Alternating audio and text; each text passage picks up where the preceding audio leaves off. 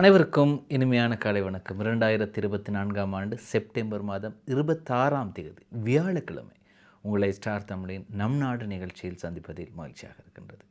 இன்றும் எமக்கு 2 பத்திரிகைகள் மட்டுமே கிடைத்திருக்கின்றது. அதை நாங்கள் முதலில் கூற வேண்டும். காரணம், இந்த பத்திரிகைகள் தமிழ் தொலைக்காட்சிகளுக்கு அல்லது தமிழ் ஊடகங்களுக்கு இந்த பத்திரிகைகளை எவ்வாறு கொண்டு சேர்ப்பது என்று சில பத்திரிகை நிறுவனங்கள் இன்னும் முயற்சி எடுக்கவில்லை. சில பத்திரிகை நிறுவனங்கள் அல்லது பத்திரிகை நிறுவனத்தின் ஆசிரியர்கள் அவர்கள்தான் இது கவனம் செலுத்த வேண்டும். அவர்களுடைய செய்திகளை மக்களுக்கு கொண்டு போய் சேர்ப்பதற்கு இலகுவான ஒரு ஊடகமாக அல்லது இலகுவான ஒரு பொறுப்புள்ள விடயத்தை நாங்கள் மேற்கொண்டு வருகின்றோம் காலை நேரத்தில்.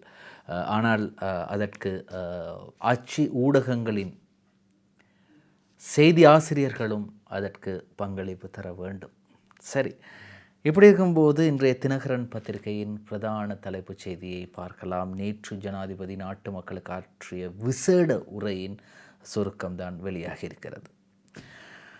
IMF-உடன் துரிதமாக பேச்சுவார்த்தை ஆரம்பிக்கப்படும். மக்கள் மீதான வாழ்க்கை செலவு கட்டம் கட்டமாக குறைக்கப்படும். கடன் மறுசீரமைப்பு பணிகளை வெகு விரைவில் நிறைவு செய்ய எதிர்பார்ப்பு. இன வேறுபாடுகளை களைந்து இன ரீதியில் நல்லிணக்கத்தை உறுதிப்படுத்தல். மக்களுக்கு பாதகமான அழுத்தங்கள் ஏற்படாது. எதிர்பார்த்த மாற்றங்கள் விரைவில். சட்டத்தை மதிக்கும் நாட்டை உருவாக்கி ஒழுக்கமான சமுதாயத்தை உருவாக்கல். பெண்களின் பிரதிநிதித்துவத்தை மதித்து பெண் பிரதமர் நியமனம். எங்களது வேலை திட்டங்களுக்கு உயிர் மூச்சாக இருந்தோருக்கு நன்றி. நாட்டு மக்களுக்கு ஜனாதிபதி அனுரகுமார திசாநாயக்க நேற்று ஆற்றிய விசேட உரையில் தெரிவிப்பு. சர்வதேச நாணய நிதியத்துடன் துரிதமாக பேச்சுவார்த்தையை ஆரம்பித்து நீடிக்கப்பட்ட கடன் வசதியுடன் தொடர்புள்ள விடயங்களை தொடர்ந்து முன்னெடுக்க எதிர்பார்ப்பதாக ஜனாதிபதி அனுரகுமார திசாநாயக்க தெரிவித்தார். மக்கள் மீது ஏற்றப்பட்டுள்ள அதிக வாழ்க்கை சுமையை குறைப்பதற்கு நடவடிக்கை எடுக்கப் போவதாக தெரிவித்துள்ள ஜனாதிபதி, நாட்டின் கடவுச்சீட்டை உலகமே மதிக்கும் நிலைக்கு நம் நாட்டை கட்டியெழுப்புவது அவசியம் என்றும் தெரிவித்தார்.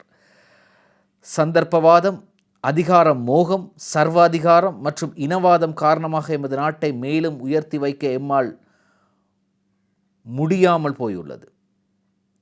இந்த காரணங்களால் எமது வரலாற்றில் நழுவவிட முடியாத சந்தர்ப்பம் ஒன்று கிடைத்துள்ளது. நாம் அனைவரும் ஒன்றிணைந்து பல்வகை தன்மையை ஏற்றுக்கொள்ளும் செழிப்பான நாட்டை கட்டியெழுப்புவோம் என்றும் அவர் தெரிவித்தார். இன்னும் இருக்கின்றது இன்றைய தினகரன் பத்திரிகையின் 5ஆம் பக்கத்திலே ஜனாதிபதியின் உரை தொடர்பான செய்தி வெளியாக இருக்கின்றது.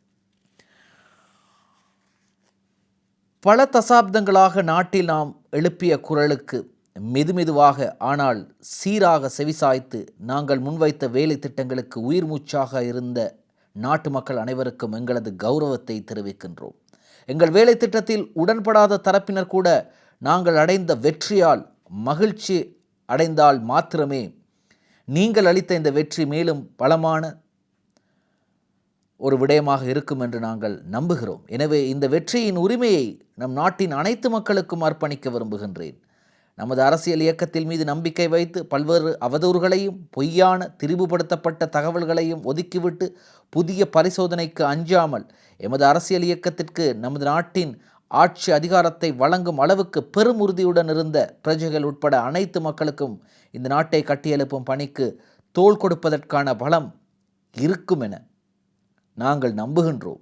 இந்த வெற்றிக்காக எமக்கு முன்னரும் எங்களுடனும் பலவிதமான தியாகங்களை செய்த, சில சமயங்களில் தங்கள் உயிரை கூட தியாகம் செய்த பல தலைமுறைகளின் விலைமதிப்பற்ற ஆண்கள் மற்றும் பெண்கள் அனைவரையும் நாங்கள் மரியாதையுடன் நினைவு கூறுகின்றோம். இந்த வெற்றியையும் அதன் மூலம் கட்டியெழுப்பப்படும் வளமான நாட்டையும் அவர்களுக்கு அளிக்கும் கௌரவமாகவே நான் கருதுகின்றேன் என்று ஜனாதிபதி அனுரகுமார திசாநாயக்க நேற்று ஆற்றிய சிறப்பு உரையிலே தெரிவித்தார். பொருளாதாரத்தை நிரந்தர நிலைக்கு உயர்த்துவது அவசியம். தேர்தலின் பின்னர் வன்முறை இடம்பெறாத வரலாற்று பதிவு. பெண்களின் பிரதிநிதித்துவத்துக்கு மதிப்பளிக்க பெண் பிரதமர் நியமனம். இப்படி பல விடயங்களை ஜனாதிபதி அனுரகுமார திசாநாயக்க நேற்றைய தினம் நாட்டு மக்களுக்கு ஆற்றிய விசேட உரையின் போது தெரிவித்தார். அதிரடி மாற்றங்களை உடனடியாக நிகழ்த்திவிட முடியாது. அது ஜனாதிபதி செயலகத்தில் பதவியேற்ற அந்த சந்தர்ப்பத்தில் அதை தெரிவித்திருந்தார். நான் ஒரு மேஜிக்காரன் அல்ல, நான் இந்திரலோகத்திலிருந்து வந்த சகலத்தையும் மாற்றக்கூடியவன் அல்ல.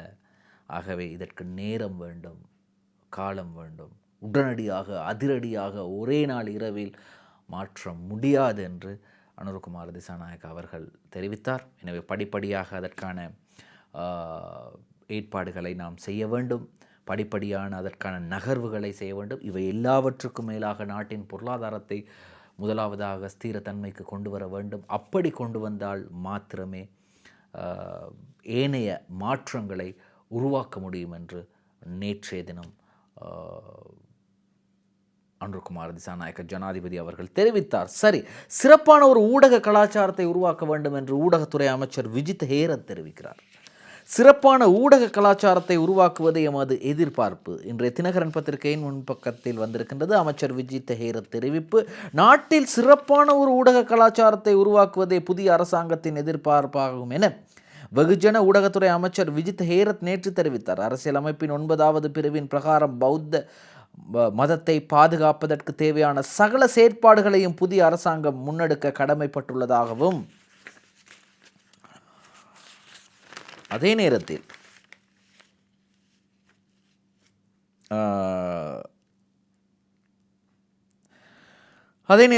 அவர் கூறிய வெகுஜன ஊடகத்துறை அமைச்சில் நேற்று தனது கடமைகளை பொறுப்பேற்ற அமைச்சர் ஊடகவியலாளர்கள் மத்தியில் உரையாற்றுகையில் இவ்வாறு குறிப்பிட்டார். இதேபோன்று ஏனைய அனைத்து மதங்களையும் பின்பற்றுவதற்கான உரிமை மற்றும் சுதந்திரத்தை பாதுகாப்பதும் தனக்குள்ள பொறுப்பென்று அமைச்சர் சுட்டிக்காட்டினார். மத நல்லிணக்கத்தை ஏற்படுத்த தேசிய ஐக்கியத்தை கட்டியெழுப்புவதே புதிய அரசாங்கத்தின் எதிர்பார்ப்பாகும் என்று அவர் குறிப்பிட்டார். இது தொடர்பில் நாட்டு மக்கள் கொண்டுள்ள நம்பிக்கையை பாதுகாப்பதாகவும் அமைச்சர் சுட்டிக்காட்டினார். இதற்காக நாட்டு மக்கள் கொண்டுள்ள நம்பிக்கை பாதுகாக்கப்படும். ஜனாதிபதியின் வழிகாட்டலின்படி கூட்டு முயற்சியின் மூலம் இந்த இலக்குகளை அடைவதற்கு ஊடகங்களின் பொறுப்பை உரிய முறையில் நிறைவேற்றுவதற்கு தேவையான தலையீட்டை மேற்கொள்ள எதிர்பார்த்துள்ளதாகவும் அமைச்சர் தெரிவித்தார். ஆனால் ஊடகத்தை, அதாவது ஊடகங்களின் பொறுப்பை உரிய முறையில் நிறைவேற்றுவதற்கு தேவையான தலையீடு, ஆனால் போலீஸ் நியமனங்களில், போலீஸாரின் பதவிநிலை நியமனங்களில் தலையிட போவதில்லை என்று நேற்று விஜித் ஹேரத் தெரிவித்திருந்தார். அரசியல் தலையீடு இருக்கக்கூடாது. போலீஸாரின் இடமாற்றம், போலீஸாரின் பதவி உயர்வு, மேல்நிலைக்கு போலீஸாரை பதவி நிலை மாற்றம், இவற்றில் எந்தவித அரசியல் தலையீடும் இருக்கக்கூடாது என்று நேற்று விஜித் ஹேரத் தெரிவித்தார். முன்னர் அப்படி இல்லை, அப்படி இருக்கவில்லை. ஒரு ஓஐசியை இந்த போலீஸ் நிலையத்திலிருந்து இன்னும் ஒரு போலீஸ் நிலையத்திற்கு அந்த ஓஐசியை மாற்ற போலீஸ் திணைக்களத்திலிருந்து வரும் யோசனை உடனடியாக அந்த ஓஐசி அந்த பகுதியின் அரசியல்வாதிக்கு சொல்வார், என்னை மாற்ற போகிறார்களாம், நான் மாறினால் எல்லாம் முடிந்துவிடும், உங்களுக்கு நான் செய்து கொடுத்த வேலைகள் எல்லாம் அடுத்து வர்றவர் எப்படி இருப்பார் என்று தெரியாது. உடனே அவர் ஜனாதிபதிக்கோ பிரதமருக்கோ அப்போது கதைப்பார். உடனடியாக பாருங்கள், என்னை மாற்றப் போகிறார்களாம், இதற்கு நடவடிக்கை எடுக்க வேண்டும், இல்லாவிட்டால் என்னுடைய ஒருத்தரை தான் மாற்றப் போகிறாங்க, அப்புறம் கட்சியிட பணிகள் எல்லாம் செய்ய முடியாது என்று உடனே அது நிறுத்தப்படும். இப்படி அரசியல் தலையீடு இல்லாத ஒரு போலீஸ் நிர்வாகத்தை நடைமுறைப்படுத்த வேண்டும் என்று பொதுமக்கள் பாதுகாப்பு அமைச்சராகவும் கடமைகளை பொறுப்பேற்று கொண்ட அமைச்சர் விஜித் ஹேரத் தெரிவித்திருக்கின்றார். இதுதான் இந்த மாற்றம். 57 லட்சம் மக்கள் மாற்றத்தை எதிர்பார்த்து அனுரகுமார திசாநாயக்கவுக்கு வாக்களித்திருக்கிறார்கள். எனவே அந்த மாற்றத்தில் இது மிக முக்கியமான மாற்றமாக இருக்கின்றது.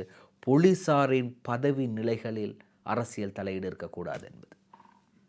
சரி, இப்படி இருக்கும்போது நாம் கொழும்பிலே காளிமுகத்திடலுக்கு அருகில், ஜனாதிபதி செயலகத்திற்கு அருகில் காணக்கூடியதாக இருந்தது சொகுசு வாகனங்கள். யாருடையது இந்த சொகுசு வாகனங்கள்? குறிப்பாக சொல்லப்போனால் விலை உயர்ந்த V8 லேண்ட் க்ரூசர் V8 வாகனம், அது மட்டும் இல்லாமல் ரேஞ்ச் ரோவர், இப்படி பல வாகனங்கள் காளிமுகத்திடலிலே நிறுத்தி வைக்கப்பட்டிருந்தது. அதே போன்று லக்ஸல பக்கத்திலும் பல இடங்களில் இவ்வாறு வாகனங்கள் நிறுத்தி வைக்கப்பட்டிருந்தது. அப்படி என்றால் இந்த வாகனங்கள் யாருடையது? யார் இந்த வாகனங்களை நிறுத்திவிட்டு சென்றது போன்ற விசாரணைகள் தற்போது மேற்கொள்ளப்பட்டு வருகின்றது. ஆனால் இவை அனைத்தும் முன்னாள் அமைச்சர்களது அல்லது முன்னாள் அரச உயர் அதிகாரிகளது அல்லது ஜனாதிபதி செயலகத்தின் மூலமாக பலருக்கு வழங்கப்பட்ட வாகனங்கள் என்று கூறப்பட்டாலும் கூட அவற்றை ஏன் பாதைகளில் விட்டுவிட்டு செல்ல வேண்டும்? இது தொடர்பாக தேசிய மக்கள் சக்தியின் நிறைவேற்று குழுவில் இருக்கக்கூடிய மத்திய குழு உறுப்பினர் வசந்த சமரசிங்க உடனடியாக ஒரு நடவடிக்கை எடுக்கப் போவதாக தெரிவித்திருக்கிறார். சரி, அது எப்படியோ உத்தியோகபூர்வ வாகனங்கள் அரசாங்கத்திடம் ஒப்படைப்பு, காலிமுக திடலில் வாகனங்கள் குவிப்பு. ஜனாதிபதியாக அனுர்குமார் திசாநாயக தெரிவு செய்யப்பட்டதை தொடர்ந்து அரச வாகனங்கள் பல புதிய நிர்வாகத்திடம் திரும்ப வழங்கப்பட்டுள்ளன. ஆட்சி மாற்றத்தின் பின்னர் முன்னாள் அமைச்சர்கள் மற்றும் அரசாங்க அதிகாரிகளை பயன்படுத்திய வாகனங்களை திரும்ப ஒப்படைக்கப்பட்டுள்ளன. அமைச்சர் வளாகத்திலும் கொழும்பில் உள்ள ஜனாதிபதி செயலகத்திலும் பல வாகனங்கள் நிறுத்தி வைக்கப்பட்டிருக்கின்றது. நீங்கள் போனால் இப்போ இன்றைக்கு இருக்குமா என்று தெரியாது, ஆனால் நீங்கள் போனால் பார்க்கலாம். அப்படி வாகனங்கள் எல்லாம் சும்மா சொகுசு வாகனங்கள். இப்படி சொகுசு வாகனங்களை மக்களின் வரி பணத்திலிருந்து பயன்படுத்தியவர்கள் இன்று காணாமல் போய்விட்டார்கள். இதுதான், மக்களின் வரி பணத்திலிருந்து பயன்படுத்தியவர்கள் இன்று காணாமல் போய்விட்டார்கள். வாகனங்கள் நிறுத்தப்பட்டுள்ளன. முன்னாள் அமைச்சர்கள் மற்றும் அதிகாரிகள் பயன்படுத்திய வாகனங்களை திருப்பி அனுப்புமாறு பாராளுமன்ற உறுப்பினர்கள் மற்றும் அரசாங்க அதிகாரிகளுக்கு அறிவுறுத்தப்பட்டது. அமைச்சர்கள் மற்றும் அரசு அதிகாரிகளுக்கு ஒதுக்கப்படும் வாகனங்களின் எண்ணிக்கையை குறைக்க உள்ளதாக ஜனாதிபதி அனுர்குமார் திசாநாயக்க தெரிவித்துள்ளார். திலு மமுனுகம முன்னாள் ராஜாங்க அமைச்சரிடம் கேட்குறாங்க, நீங்களும் போய் உங்களோட வாகனத்தை எங்கே சரி நிறுத்திட்டு வந்தீங்களா? அவர் சொல்கிறார், வாகனங்களை வேறு வேறு இடங்களில் நிறுத்த முடியாது, சரியா? அதை நிறுத்துவதற்காக சில இடங்கள் இருக்கின்றது. அப்படி இல்லை என்றால் காலிமுகத்திடலிலே இருக்கக்கூடிய ஜனாதிபதி செயலகத்திற்கு அருகாமையில் வாகனங்களை நிறுத்தலாம். நாங்கள் என்னமோ வாகனங்களை கொண்டு போய் ஆற்றிலும் கடலிலும் தள்ளிவிட்டது போல தானே ஐயா நீங்கள் பேசுகிறீங்கள், இப்படிலாம் பேசாதீங்க என்று அவர் கடுப்பாயிட்டார். அவர்கிட்ட போய் கேட்டதற்கு, நாங்களோ எங்களது அமைச்சர்களோ ராஜாங்க அமைச்சர்களோ பாராளுமன்ற உறுப்பினர்களோ அதிகாரிகளோ எங்கே கொண்டு போய் வாகனத்தை நிறுத்துறது? எனவே அவ்வாறு அவர் கொஞ்சம் கோபம் அடைந்து விட்டார். சரி, இப்படி இருக்கும்போது குடிவரவு குடியகழ்வு திணைக்களத்தின் பணிப்பாளர் கைது செய்யப்பட்டிருக்கின்றார் நேற்றைய தினம். அது நீதிமன்றத்தை அவமதித்த குற்றச்சாட்டுக்காக. இன்றைய தினகரன் பத்திரிகையில் செய்தி வெளியாக இருக்கின்றது. நீதிமன்ற அவமதிப்பு குற்றச்சாட்டு, இலுக்பிட்டியவுக்கு விளக்கமறியல் உயர் நீதிமன்றம் நேற்று உத்தரவு. நீதிமன்றத்தை அவமதித்த குற்றத்துக்காக குடிவரவு குடியகழ்வு கட்டுப்பாட்டாளர் நாயகம் இலுக்பிட்டியவை விளக்கமறியலில் வைக்குமாறு உயர் நீதிமன்றம் நேற்று உத்தரவு பிறப்பித்துள்ளது. கடந்த அரசாங்க காலத்தில் இலத்திரனியல் விசா விநியோக நடவடிக்கைகளை 2 தனியார் நிறுவனங்களுக்கு வழங்கிய தீர்மானத்திற்கு எதிராக பிறப்பிக்கப்பட்ட இடைக்கால தடை உத்தரவை நடைமுறைப்படுத்த தவறியதன் மூலம் நீதிமன்றத்தை அவர் அவமதித்துள்ளார். ஆகவேதான் என்ற குற்றச்சாட்டு அவர் மீது சுமத்தப்பட்டுள்ளது. தனியார் நிறுவனங்களுக்கு விசா வழங்கும் செயற்பாடுகளால் முறைகேடுகள் இடம்பெறுவதாக தெரிவித்து ஜனாதிபதி சட்டத்தரணி MS சுமந்திரன் உள்ளிட்டவர்களால் அடிப்படை உரிமை மனுக்கள் நீதிமன்றத்தில் தாக்கல் செய்யப்பட்டன. இந்த மனுக்களின் அடிப்படையில் மேற்படி கட்டுப்பாட்டாளர் எடுத்த தீர்மானத்தை ரத்து செய்யுமாறு உயர் நீதிமன்றம் உத்தரவு வழங்கியது. இருந்தபோதும் அவர் அதனை நடைமுறைப்படுத்த தவறியுள்ளார்.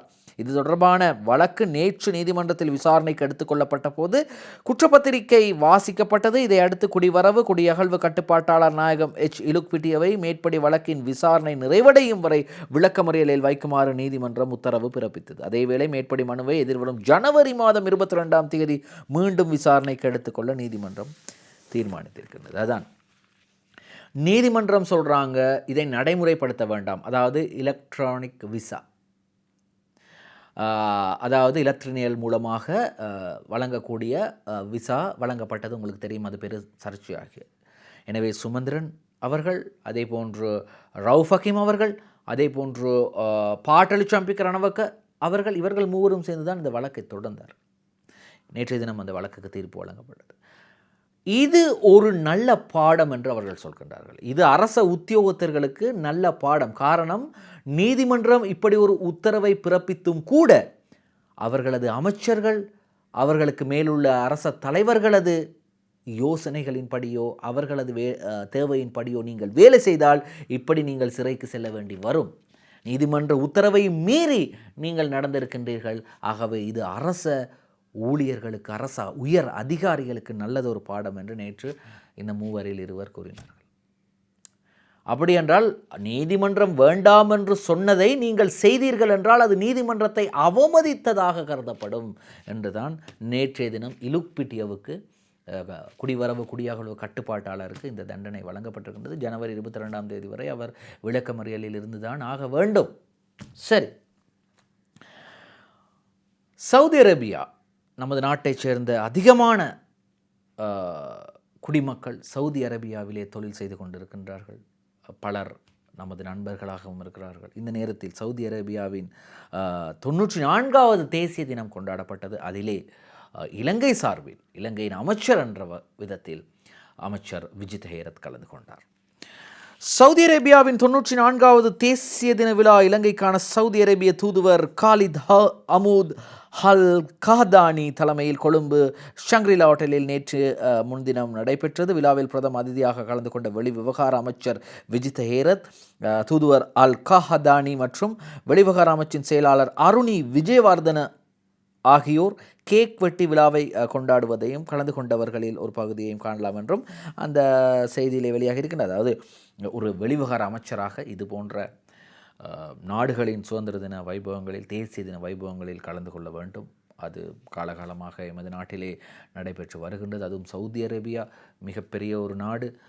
அது மட்டும் இல்லாமல் மத்திய கிழக்கிலே ராஜாவாக செயற்பட்டு கொண்டிருக்கின்றது சவுதி அரேபியா.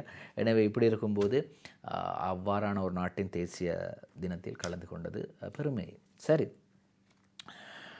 ஆளுநர்கள் அனைவரும் ராஜினாமா செய்தார்களா என்றால் ராஜினாமா செய்தார்கள். புதிய ஆளுநர்கள் நியமிக்கப்பட்டிருக்கின்றார்கள். வடமாகாணத்திற்கு யார் ஆளுநர் என்பதை ஒரு சிறு விளம்பர இடைவேளைக்கு பிறகு பார்க்கலாம். நம் நாடு தொடர்கிறது.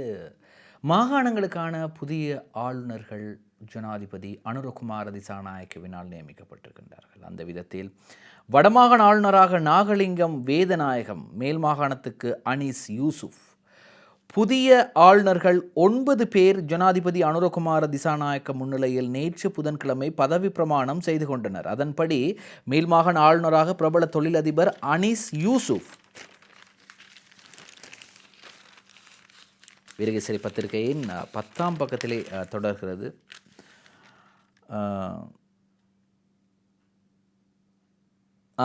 நியமிக்கப்பட்டுள்ளதுடன் கிழக்கு மாகாணத்திற்கான முன்னாள் உபவேந்தர் ஒருவரும் வடமாகாணத்திற்கு சிரேஷ்ட அரச அதிகாரியுமான நாகலிங்கம் வேதநாயகமும் நியமிக்கப்பட்டுள்ளனர். அதன்படி செய்து கொண்ட ஆளுநர்கள் பின்வருமாறு, பதவி பிரமாணம் செய்து கொண்ட ஆளுநர்கள் பின்வருமாறு: ஊவா வெல்லச பல்கலைக்கழகத்தின் முன்னாள் உபவேந்தர் பேராசிரியர் ஜெயந்தலால் ரத்னசேகர கிழக்கு மாகாண ஆளுநராக நியமிக்கப்பட்டுள்ளார். அமைச்சுக்கள் பலவற்றில் செயலாளராக கடமையாற்றிய அனுபவமிக்க சிரேஷ்ட அரச அதிகாரியான பந்துல அரிச்சந்திர தென்மாகாண ஆளுநராக நியமிக்கப்பட்டுள்ளார். பேராதனை பல்கலைக்கழகத்தின் முன்னாள் உபவேந்தரான பேராசிரியர் சரத் அபேகான் மத்திய மாகாண ஆளுநராக நியமிக்கப்பட்டுள்ளார். சிரேஷ்ட அரச அதிகாரியான நாகலிங்கம் வேதநாயகம் வடமாகாண ஆளுநராக சத்திய பிரமாணம் செய்துள்ளார். அவர் வடமாகாணத்தின் அதிக சேவை காலம் கொண்ட அரச அதிகாரி ஆவார். அவர் யாழ்ப்பாணம், கிளிநொச்சி மற்றும் முல்லைத்தீவு மாவட்டங்களில் மாவட்ட அரசாங்க அதிபராக கடமையாற்றியவர். சப்ரகமுவ மாகாண ஆளுநராக நியமிக்கப்பட்டவர் ஓய்வு பெற்ற மேல் நீதிமன்ற நீதிபதி சம்பா ஜானகி ராஜரத்ன ஆவார். இவர் நல்லாட்சி அரசு காலத்தில் ஊழல் மோசடிகளை விசாரிக்கவென ஏற்படுத்தப்பட்ட நிரந்தர விசேட மேல் நீதிமன்றத்தின் தலைமை நீதிபதியாக கடமையாற்றியவர். மேலும் மாகாண ஆளுநராக அனீஸ் யூசுப், அதாவது மேல் மாகாண ஆளுநராக அனீஸ் யூசுப் நியமிக்கப்பட்டுள்ளதுடன் வடமத்திய மாகாண ஆளுநராக வசந்தகுமார விமலசிறியும், வடமேல் மாகாண ஆளுநராக திஸ்ஸ வர்ணசூரியவும், ஊவா மாகாண ஆளுநராக கபில ஜெயசேகர் ஆகியோரும் நியமிக்கப்பட்டுள்ளனர். இப்படி ஒரு கேள்வி கேட்கப்படுகின்றது. நான் இந்த ஆளுநர்களை தொடர்புபடுத்தி பேச இல்லை, தயவுசெய்து யாரும் ஆளுநர்களை தொடர்புபடுத்தி பேசுவதாக, அதாவது முன்னாள் ஆளுநர்களை தொடர்புபடுத்தி பேசுவதாக நினைத்து விடாதீர்கள்.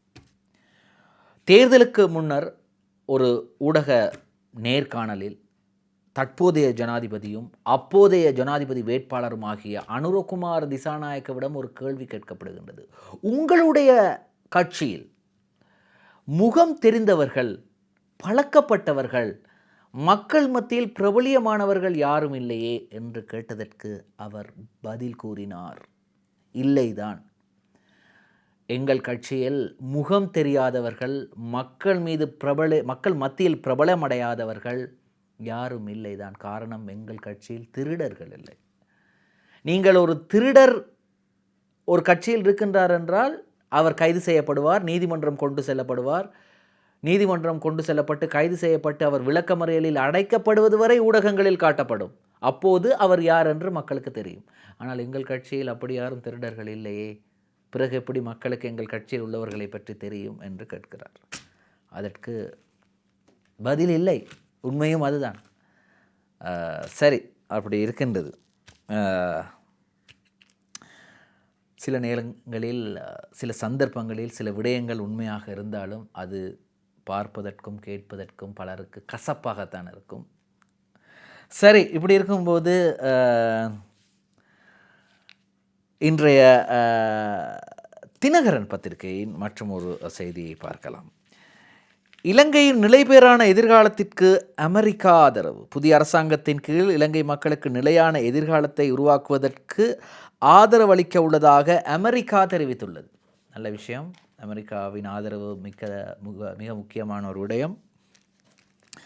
ஜனாதிபதி தேர்தல் குறித்து அறிக்கையொன்றை வெளியிட்டுள்ள அமெரிக்க செனட் வெளியுறவு குழுவின் தலைவர் பென் கார்டின் இதனை தெரிவித்துள்ளார். 2022 உருவாக்கப்பட்ட பொருளாதார நெருக்கடியை நிவர்த்தி செய்வதுடன் ஆளுகை, ஊழல் எதிர்ப்பு, மனித வீரகேசரி தினகரன் பத்திரிகையிலே அந்த செய்தி தொடர்கின்றது.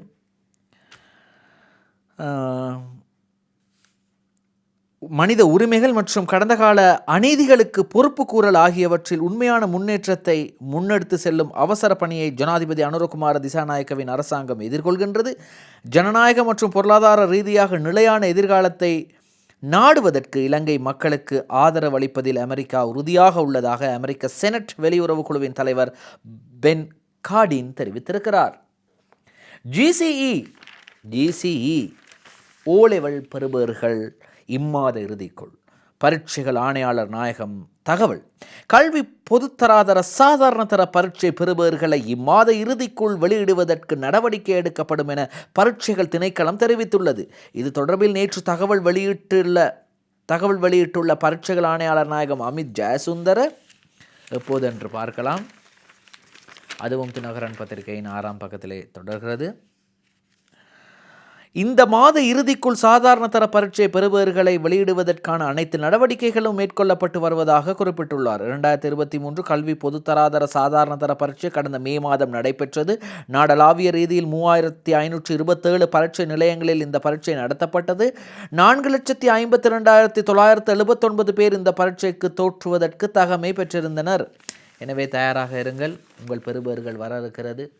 பரீட்சை பெறுபவர்கள், அதுவும் சாதாரண தர பரீட்சை பெறுபவர்கள். இதில் சித்தி அடைந்தால் நீங்கள் உயர்தரத்திற்கு செல்லலாம், அதிலும் சித்தி அடைந்தால் பல்கலைக்கழகத்திற்கு செல்லலாம், அதிலும் சித்தி அடைந்து பட்டதாரியாகினால் இந்த நாட்டை வெல்லலாம். சரி, இப்படி இருக்கும்போது அடுத்ததாக இன்றைய வீரகேசரி பத்திரிகையிலே மற்றும் ஒரு செய்தி வந்திருக்கின்றது. நாங்கள் இந்த செய்தியை திரையில் பார்க்கலாம். இலங்கையின் உள்ளக விடயங்களில் நாங்கள் தலையிடோம். சரி, இதுவரையும் தலையிட்டீங்க தானே, போதும்.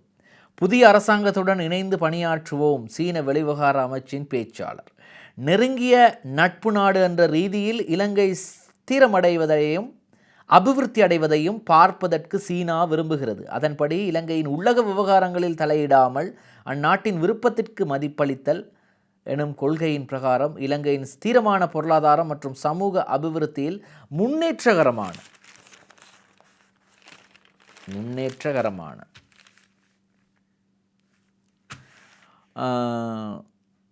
வகிபாகத்தை கொண்டிருப்பதற்கு சீனா தயாராக இருக்கிறது என அந்நாட்டின் வெளிவிவகார அமைச்சின் பேச்சாளர் லீன் ஜியான் தெரிவித்துள்ளார்.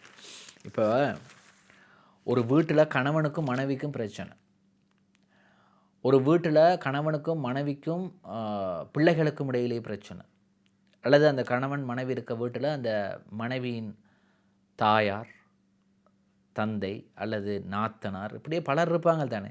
ஏதோ ஒரு பிரச்சனை.